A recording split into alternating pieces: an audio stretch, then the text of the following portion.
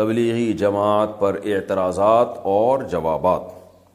تبلیغی جماعت پر اعتراض کرنے والے کہتے ہیں کہ یہ لوگ مسجد میں اعلان کرتے ہیں، اسی طرح مسجد میں قیام کرتے ہیں، سوتے ہیں، کھانا کھاتے ہیں، اسباب کی بالکل نفی کرتے ہیں، گھر بار کی پرواہ نہیں کرتے، سب چھوڑ کر صرف توکل پہ چل رہے ہوتے ہیں، اور قرآن اور مستند احادیث چھوڑ کر فضائل اعمال پڑھتے ہیں جس میں متعدد ضعیف روایات ہیں، اور جو روایات اللہ کے راستے یعنی جہاد سے متعلق ہیں ان کو تبلیغی جماعت پر منطبق کرتے ہیں۔ براہ کرم ان اشکالات کا جواب دیجئے۔ معاذ صاحب کراچی سے۔ معاذ صاحب نے بہت سارے سوال کیے ہیں۔ پہلا سوال یہ کہ یہ لوگ مسجد میں قیام کرتے ہیں، مسجد میں سوتے ہیں، تو بھائی مسجد میں قیام کرنا بھی جائز ہے، مسجد میں سونا بھی جائز ہے۔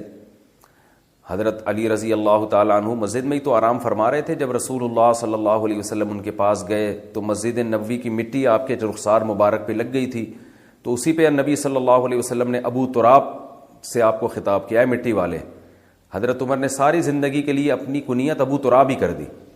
تو ہاں، صرف سونے کے لیے مسجد میں جانا، گپے مارنے کے لیے مسجد میں جانا یہ ٹھیک نہیں ہے۔ تو تبلیغ والے گپے مارنے کے لیے تو نہیں جاتے نا، وہ تو دین کی تبلیغ کے لیے جاتے ہیں، تو جائز ہے، سونا بھی جائز ہے، قیام کرنا بھی جائز ہے، اعلان کرنا بھی۔ اعلان بھی کوئی بچوں کی گمشدگی کا اعلان تو نہیں کر رہے ہوتے کہ ایک بچہ نیلے رنگ کی لیکر اور پیلے رنگ کا بنیان پہنا ہوا ملا ہے، جن صاحب کا ہو آ کے لے جائیں، تو وہ تو دین کا اعلان کر رہے ہوتے ہیں، تو کوئی حرج نہیں ہے اس میں۔ رہا یہ مسئلہ کہ کھانا کھاتے ہیں تو مسجد میں کھانا کھانا بھی جائز ہے، ناجائز ہونے کی کوئی دلیل نہیں ہے۔ ہاں، مسجد کے آداب کا خیال کر کے کھانا کھانا چاہیے۔ اعتکاف والے نہیں کیا کھانا کھاتے مسجد میں، اسباب کی بالکل نفی کرتے ہیں وہ۔ اچھا، یہ کہتے ہیں اسباب کی نفی کرتے ہیں، یعنی اللہ سے ہوتا ہے، اللہ کے علاوہ سے نہیں ہوتا۔ تو یاد رکھیں، تبلیغ والے جب یہ کہتے ہیں نا اللہ کے علاوہ سے نہیں ہوتا، تو اس کا مطلب یہ ہوتا ہے کہ اصل کرنے والا اللہ ہے۔ وہ یہ نہیں کہتے کہ اسباب اختیار نہ کرو، اسباب اختیار تو کرتے ہیں، تبلیغ والے بھی تو اسباب اختیار کرتے ہیں۔ رائے میں ڈاکٹر بھی بیٹھے ہوئے ہوتے ہیں، کوئی بیمار ہو جائے گا تو ڈاکٹر اس کا علاج کریں گے، سیکیورٹی کا انتظام بھی ہوتا ہے، پانی کا ٹینک بھی ہوتا ہے۔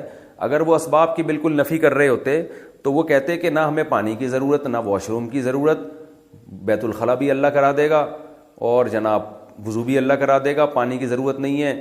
اور باہر جو ہوٹل بنے ہوتے ہیں کھانے کے، ان کو بھی اڑا دیتے کہ چلو یہاں سے جاؤ، یہ سارے لوگ اللہ سے مانگیں گے، آسمان سے دسترخوان اترے گا۔ تو ہر چیز کا ایک مطلب ہوتا ہے۔ تبلیغ والے جب یہ کہتے ہیں کہ اللہ سے ہوتا ہے، اللہ کے علاوہ سے نہیں ہوتا، اس کا مطلب یہ ہے کہ اللہ کے علاوہ سے جو ہوتا ہوا نظر آ رہا ہے اس میں بھی کرنے والی ذات اللہ کی ہے، تو اس لیے اصل نظر اللہ پہ رکھو، اسباب اختیار کرو، مگر دل میں یہ عقیدہ رکھو کہ ان اسباب میں جان اللہ ڈالے گا، اللہ نہیں چاہے گا تو پوری دنیا کے بھی اسباب اختیار کر لیں کچھ نہیں ہوگا۔ تو یہ اصل کانسیپٹ ہے تبلیغ جماعت والوں کا، اور یہ بالکل شریعت کے عین تقاضوں کے مطابق ہے۔ ہاں، کوئی عامی آدمی جس کو علم نہ ہو وہ اسباب کی بالکل یہ نفی کر دے اور وہ کہے کہ دکان چلانی نہیں ہے، بس اللہ رزق دے گا، تو پھر تبلیغ کے اکابر اس سے بری و ذمہ ہیں، وہ اس کا اپنا مسئلہ ہوگا، اپنا ذاتی وہ ہوگا۔ وہ تبلیغ والے جو علماء ہیں وہ ایسی باتیں نہیں کرتے، یا ان کا یہ کانسیپٹ نہیں ہے۔ تو اسباب سے ہونے کا مطلب کیا ہے کہ یعنی اسباب سے نہ ہونے کا مطلب یہی ہے کہ جیسے وہ ایک مثال بھی دیتے ہیں نا کہ آگ کا کام ہے جلانا، لیکن ابراہیم علیہ السلام کو آگ میں ڈالا گیا تو آگ نے نہیں جلایا، اس سے پتہ چلتا ہے جلاتا اصل تو اللہ ہے۔ اب اس سے تبلیغ والے کبھی یہ ترغیب نہیں دیتے کہ آپ بھی آگوں میں چھلانگ لگایا کرو، یا چولہا گھر میں جل رہا ہو تو چائے کا برتن رکھنے کے بجائے دودھ اور پتی کھا کے خود اس چولہے پہ بیٹھ جایا کرو تو اللہ اپنی مرضی سے تمہیں بچا لے گا، تو کبھی بھی نہیں ایسا کہتے بھائی آگ سے دور بھاگو۔ تو اس کو سمجھنا چاہیے کہ وہ کیا وہ ذہن بناتے ہیں کہ اللہ پہ اعتماد کرو، اللہ پہ توکل کرو، اسباب اختیار کرو، مگر نظر کس پہ رکھو؟ اللہ پہ، یہ مقصد ہوتا ہے اس کا۔ اور یہ جو آپ نے بات کی ہے کہ جی وہ یہ کہتے ہیں گھر کی بار کی پرواہ نہیں کرتے، یہ بھی غلط ہے، کہتے ہیں سب چھوڑ کر صرف توکل پہ چل رہے ہوتے ہیں۔ کچھ لوگ ایسا کرتے ہیں، بالکل کرتے ہیں، میں نے بھی دیکھا ہے، بیوی بچوں کی تربیت کی بھی فکر نہیں ہوتی، ان کے بزنس کی بھی، کاروبار کی بھی، کھلانے کی بھی فکر نہیں ہوتی، چلے کے لیے نکل گئے، 4 مہینے کے لیے نکل گئے، پیچھے بیوی بچے دھکے کھاتے پھر رہے ہیں، کھانے کو نہیں ہے۔ یقیناً کچھ لوگ ایسا کرتے ہیں، مگر یہ کچھ لوگ تبلیغ کے اکابر کی اجازت سے نہیں کر رہے ہوتے۔ میرا خود تجربہ ہے، کراچی اجتماع میں ایک شخص آیا، یونیورسٹی میں پڑھ رہا تھا، بزرگوں کے پاس گیا کہ میں وقت لگانا چاہتا ہوں، 4 مہینے کے لیے جانا چاہتا ہوں، میں خود اس کا گواہ ہوں۔ ان کو مشورہ دیا تبلیغ کے اکابر نے کہ پہلے آپ اپنی تعلیم یا امتحان مکمل کر لیں، کیونکہ یہ آپ کا ورنہ ادھورا رہ جائے گا۔ اسے جیسے ہی کمپلیٹ کریں پھر آپ 4 مہینے کے لیے نکل جائیں. بعض دفعہ تو رائیونڈ سے واپس کیا جاتا ہے. پھر یہ بھی پوچھا جاتا ہے کہ وہ اگر بتائے نا کہ میرے گھر میں کوئی کھانے کا ذریعہ نہیں ہے, آمدن کا ذریعہ نہیں, بس میں اللہ توکل نکل رہا ہوں, تبلیغی اکابر کبھی بھی اس کو نہیں جانے دیتے. تو اگر کوئی جا رہا ہے تو وہ خود سے کر رہا ہے یہ کام, آپ اس کو تبلیغ کے کھاتے میں نہیں ڈال سکتے. اچھا بھائی, اور یہ جو کہہ رہے ہیں کہ قرآن اور مستند احادیث کو چھوڑ کر فضائل اعمال پڑھتے ہیں جس میں متعدد ضعیف روایات ہیں, یہ بات بھی غلط ہے. فضائل اعمال میں زیادہ تر احادیث صحیح ہیں, ضعیف حدیثیں کم ہیں, اور جو ضعیف حدیثیں ہیں بھی تو وہ مسائل کے بارے میں نہیں ہیں, وہ فضائل کے بارے میں ہیں. بہت بڑے بڑے علماء محدثین گزرے ہیں جن کا یہ کانسیپٹ تھا کہ ایک عمل کی فضیلت اگر صحیح حدیث سے ثابت ہو تو اس کی فضیلت کو 4 چاند لگانے کے لیے ضعیف حدیث پیش کی جا سکتی ہے. یہ تو بہت زیادہ ہے. تبھی حدیث کی کتابوں میں صحیح حدیث کے ساتھ ضعیف حدیثیں بھی بھری ہوئی ہیں. تو وجہ اس کی یہی ہے کہ بھئی اس سے کوئی شرعی مسئلہ ثابت نہیں ہو رہا. فضائل اعمال مسائل کی کتاب تو ہے نہیں. تو یہ ان کا کانسیپٹ تھا کہ بھئی ایک چیز جیسے نماز کی فضیلت پر صحیح حدیثیں بہت ہیں, وہ صحیح حدیثیں بھی فضائل اعمال میں ہوں گی, کچھ ضعیف حدیثیں بھی ہوں گی, لیکن وہ ضعیف حدیثیں اسی صحیح حدیث کی تائید کر رہی ہوتی ہیں. تو اس لیے یہ ایک نعرہ پوری دنیا میں خام خواہ میں پھیلا دیا گیا ہے کہ فضائل اعمال میں من گھڑت قصے ہیں, فضائل اعمال میں ضعیف روایتیں ہیں. ایسا نہیں ہے, ضعیف روایتیں بھی ہیں لیکن بہت ساری صحیح روایتیں بھی ہیں, اور ان سے جو مضمون ثابت ہو رہا ہے وہ شریعت کے مطابق ہے. ہاں کچھ جگہیں ایسی ہیں جہاں مسائل ہیں اور اس میں ضعیف حدیث ہے, تو وہ غلط بات ہے. وہ پھر آپ علماء سے پوچھیں گے تو علماء آپ کو بتا دیں گے. تو ایسے تو دنیا میں کوئی بھی کتاب ایسی نہیں ہے جو نقص سے پاک ہو. صرف اللہ کی کتاب قرآن ہے جس میں کوئی عیب نہیں ہے, وہ ہر قسم کے نقص سے پاک ہے. باقی تو دنیا میں ہر کتاب میں کچھ نہ کچھ سقم پایا جاتا ہے. کوئی بھی کتاب لیں گے کچھ نہ کچھ سقم ہوگا اس کے اندر. تو اس لیے اس کو بیان کرنے میں کوئی حرج نہیں ہے. اب تک تبلیغی جماعت فضائل اعمال ہی پہ چل رہی ہے, تو ہم نے نہیں دیکھا تبلیغ والوں کے عقیدے خراب ہوئے ہوں. بلکہ تبلیغ والے جتنے توحید پرست ہوتے ہیں اتنے تو ہمیں دوسروں میں توحید نظر نہیں آتی. کبھی نہ قبروں پہ جاتے ہوئے دیکھیں گے آپ, نہ کبھی کسی قبر سے مانگتے ہوئے دیکھیں گے, اللہ پہ اعتماد اور توکل کرتے ہیں. تو یہ تو سارا فضائل اعمال کا نتیجہ ہے. ایک اور اعتراض فضائل اعمال پہ یہ کیا جاتا ہے کہ اس میں من گھڑت قصے ہیں. یہ بات بھی غلط ہے.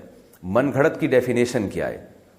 من گھڑت کا مطلب یہ ہے کہ شیخ الحدیث مولانا زکریا رحمۃ اللہ علیہ اپنی طرف سے کوئی قصہ سنا دیں جو انہوں نے نہ خود اپنی آنکھوں سے دیکھا ہو اور نہ اس کی ان کے پاس کوئی سند ہو. اس کو من گھڑت کہتے ہیں. آپ نے کوئی قصہ سنایا, لوگ پوچھیں گے بھائی یہ قصہ من گھڑت ہے, آپ کہیں گے کیوں؟ وہ کہتے ہیں آپ نے دیکھا اپنی آنکھوں سے؟ آپ کہیں نہیں نہ میں نے تو دیکھا بھی نہیں. پھر کسی مستند آدمی سے سنا؟ نہیں جی. پھر ہم کہہ سکتے ہیں بھائی یہ من گھڑت ہے. لیکن آپ نے ایک واقعہ سنایا, اگلا کہہ رہا ہے من گھڑت ہے, آپ دلیل دے رہے ہو بھائی میں نے خود اپنی آنکھوں سے دیکھا ہے, تو اب من گھڑت کہاں سے ہو گیا؟ یا کسی قابل اعتماد آدمی کا حوالہ دیا کہ اس نے یہ واقعہ بیان کیا ہے, تو اب من گھڑت نہیں رہا. تو فضائل اعمال میں جتنے بھی کرامت کے واقعات ہیں, جتنے بھی اس طرح کے واقعات ہیں جو محیر العقول ہیں, وہ کرامت کے واقعات ہیں. تو فضائل اعمال میں نے جس کتاب سے لیا ہوتا ہے اس کتاب کا حوالہ دیا ہوتا ہے, اور وہ کتاب کے مصنف بڑے بڑے محدثین, بڑے بڑے مورخین ہیں, تو قابل اعتماد لوگوں کے حوالوں کے ساتھ وہ واقعات لکھے ہوئے ہیں. تو ان کو من گھڑت کس بیس پہ کہہ دیا آپ نے؟ تو اس لیے یہ الزام برائے الزام ہے, اس کی کوئی حقیقت نہیں ہے. ہاں یہ ضرور ہے کہ ویسے ہم چھوٹا منہ بڑی بات کرتے ہوئے کہ ہماری کیا حیثیت ہے, لیکن ہم میں کیا بعض بڑے علماء بھی ہم نے دیکھے ہیں, وہ تبلیغ کے اکابر کو ایک مشورہ دیتے ہیں کہ بھائی اب چونکہ کام پوری دنیا میں بہت زیادہ پھیل گیا ہے, بہت زیادہ پھیل گیا ہے, تو بین الاقوامی سطح پہ کام ہو رہا ہے, تو ایسی کتاب آنی چاہیے جو بالکل بے غبار ہو, جس میں ساری حدیثیں صحیح ہوں, اس میں ضعیف, کیونکہ جیسے جیسے کام بڑھتا ہے نا اس کا معیار بھی اسی حساب سے بڑھانا پڑتا ہے آپ کو. تو اس لیے ہمارا ایک مشورہ ہے کہ ریاض الصالحین ہونی چاہیے, کیونکہ ریاض الصالحین میں A to Z ساری حدیثیں صحیح ہیں, الا یہ کہ ایک آدھ روایت پر اس کے کلام کیا گیا ہے, لیکن وہ بھی کوئی یقینی طور پہ کلام نہیں ہے. تو اس لیے ریاض الصالحین جیسے کہ عربوں میں جماعت میں جو عرب لوگ نکلتے ہیں ان کے لیے ریاض الصالحین ہے, تو ریاض الصالحین ہوگی تو وہ اس سے کام زیادہ بڑھے گا. یہ ایک مشورہ ہم بھی دیتے ہیں, لیکن ہماری کوئی ایسی اوقات نہیں, ہمیں تو یہ مشورہ دیتے ہوئے بھی شرم آتی ہے. لیکن بعض بڑے علماء بھی یہ کہتے ہیں. مولانا ابو الحسن علی ندوی رحمہ اللہ تعالی نے تبلیغ جماعت میں ریاض الصالحین شروع کروائی تھی عربوں میں, تبھی عربوں میں کام اتنا پھیلا ہے. تو اگر یہاں بھی ریاض الصالحین شروع ہو جائے تو یہ زیادہ اچھا ہوگا. رہا یہ مسئلہ کہ جہاد والی روایتوں کو تبلیغ والے تبلیغ پہ فٹ کرتے ہیں, تو دیکھیں جہاد والی روایتوں کو جو تبلیغ والے تبلیغ پہ فٹ کرتے ہیں، تو اس طور پر اگر کوئی جہاد کی روایتوں کو فٹ کرے کہ جہاد کا جو 100% ثواب ہے وہ پورا پورا تبلیغ میں نکلے گا، پھر تو یہ بات غلط ہے۔ لیکن اگر کوئی اس طور پر منطبق کرتا ہے کہ جہاد میں اور تبلیغ میں قدر مشترک کیا ہے کہ مجاہد بھی اپنا گھر بار چھوڑ کر اللہ کے دین کی مدد کے لیے نکلتا ہے، اور جو تبلیغ میں نکلے یا دینی مدرسے میں علم حاصل کرنے کے لیے نکلے وہ بھی اللہ کے راستے میں ہوتا ہے، تو ایک نیک شگون کے طور پر یہ فضیلت لی جائے کہ بھئی دونوں کا مقصد تبلیغ ہے، تو جہاد کی کچھ آیتیں ایسی ہیں جو تبلیغ پہ فٹ ہوتی ہیں۔ جیسے قرآن میں آتا ہے ان تنصروا اللہ ینصرکم، اگر تم اللہ کی مدد کرو گے اللہ تمہاری مدد کرے گا۔ تو یہاں کیا مطلب ہے؟ اگر تم اللہ کے دین کی مدد کرو گے تو جیسے مجاہد اللہ کے دین کی مدد کرتا ہے، اب یہ آیت اصل میں ہے تو جہاد کے بارے میں، لیکن اس میں اللہ نے جہاد کا لفظ استعمال نہیں کیا، بلکہ اللہ نے یہ کہا کہ اگر تم اللہ کے دین کی مدد کرو گے تو بھی اللہ بھی تمہاری مدد کرے گا۔ تو اس میں علماء بھی داخل ہیں، اس میں تبلیغ والے بھی داخل ہیں، اس میں مجاہد بھی داخل ہے، سب سے پہلے تو مجاہدین داخل ہیں اس میں۔ تو تبلیغ والے اس طرح کی آیتوں کو اگر تبلیغ پہ فٹ کرتے ہیں تو یہ بالکل جائز ہے۔ یا صحابہ کے واقعات کو کہ وہ دین کے لیے نکلے اور کیسا لڑے اللہ کی راہ میں، تو قربانی دی نا، تو جہاں بھی قربانی ہوگی وہاں وہ والی آیتیں فٹ کرنا جائز ہوگا۔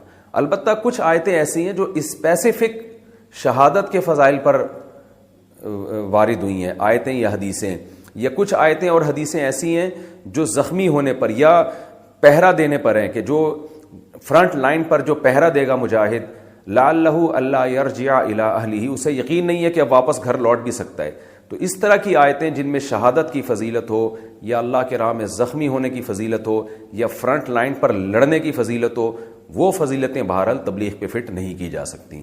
تو اگر کوئی تبلیغ والے ان قرآنی آیات کو تبلیغ پہ فٹ کرتے ہیں تو وہ غلط کرتے ہیں، یہ ان کا انفرادی عمل ہے۔ اور ویسے بھی دیکھیں جب اتنے بڑے پیمانے پر کوئی کام ہوتا ہے تو کچھ نہ کچھ مسٹیک اور فالٹ اس میں پیدا ہو سکتے ہیں۔ یہ ممکن نہیں ہے کہ آپ اتنے بین الاقوامی سطح پہ اتنا بڑا خیر کا کام کر رہے ہوں اور اس میں ذرا بھی کوئی فالٹ نہ